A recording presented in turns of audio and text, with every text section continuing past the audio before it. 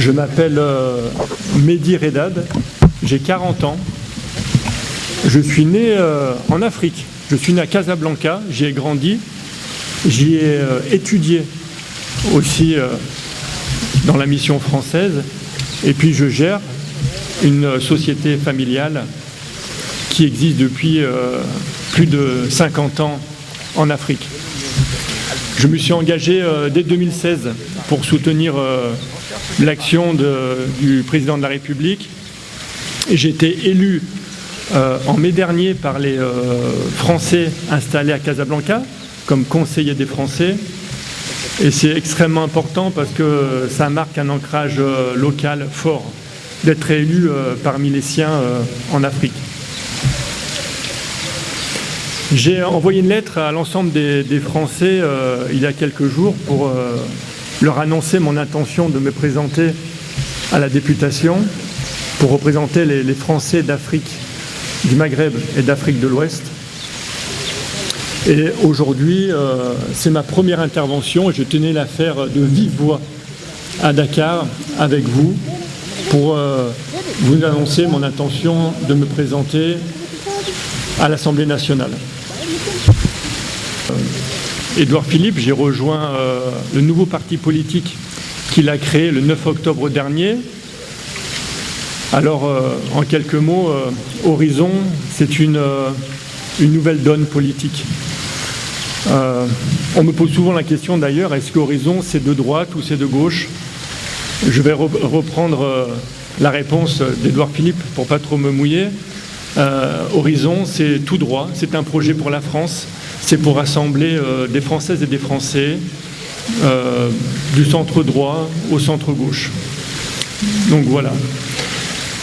J'ai voulu lancer ma campagne sur les traces d'Antoine Saint-Exupéry, ce qui m'a fait survoler le Maroc et aujourd'hui le Sénégal. Saint-Exupéry, c'est l'esprit, une certaine idée de l'esprit français, cette idée d'aller vers l'autre, cette idée de vouloir rapprocher les cultures, rapprocher les peuples et finalement rapprocher les continents. Et je crois qu'il porte des valeurs universelles qui sont extrêmement importantes de mettre en valeur aujourd'hui. Donc partir sur les traces de Saint-Exupéry, c'est aussi raconter une histoire pour que les médias s'intéressent aussi à ma candidature. Mais c'est aussi traverser des pays qui me sont chers et qui me tiennent à cœur, en particulier le Maroc et le Sénégal. Dakar, déjà, c'est le trajet de l'aéropostale, c'est le trajet de Saint-Exupéry. On devait atterrir sur Saint-Louis, sur l'aérodrome de Saint-Louis, mais malheureusement, il est en travaux en ce moment, en rénovation. Donc on a décidé d'atterrir à Dakar. Et je crois fortement aussi à l'axe que l'on peut construire, renforcer de Dakar en passant par Rabat jusqu'à Paris. Je crois que c'est une liaison importante, fort en symbole, et il y a beaucoup à faire tous ensemble. Ce sont des touristes de la République. Ils viennent nous voir, nous, ici, quelques mois avant le jour de l'élection, et ils repartiront quelques jours après. La grosse différence, c'est que moi, je suis né ici, je travaille ici, et je suis au service de mes compatriotes depuis de très nombreuses années.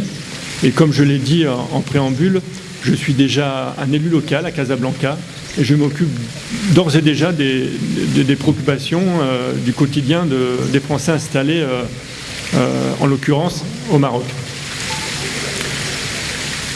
Mes préoccupations sont les préoccupations des Françaises et des Français qui habitent ici. Et le sujet numéro 1, c'est l'éducation française à l'étranger. Il y a deux sujets, mais on va élaborer peut-être un peu plus tard et je vous enverrai de toute façon mon programme. Mais de manière générale, sur l'éducation, il faut à la fois garantir l'excellence de l'éducation française à l'étranger, en garantissant un certain nombre de professeurs détachés de l'enseignement français pour venir justement travailler à l'étranger. Et puis il faut aussi continuer à renforcer tous ces centres de formation parce que nous avons aussi des professeurs locaux sénégalais de très grande qualité. Et je crois que en les faisant passer par ces centres de formation, ils pourront intégrer la mission française et être à la hauteur. Sujet numéro 1, l'éducation des Français établis hors de France. Et de l'autre côté, il faut garantir l'accessibilité aussi à cette école française, qui est assez chère. Et moi, ce que je propose, c'est de geler immédiatement les hausses de frais de scolarité et que l'on puisse s'asseoir tous autour de la table, toutes les parties prenantes,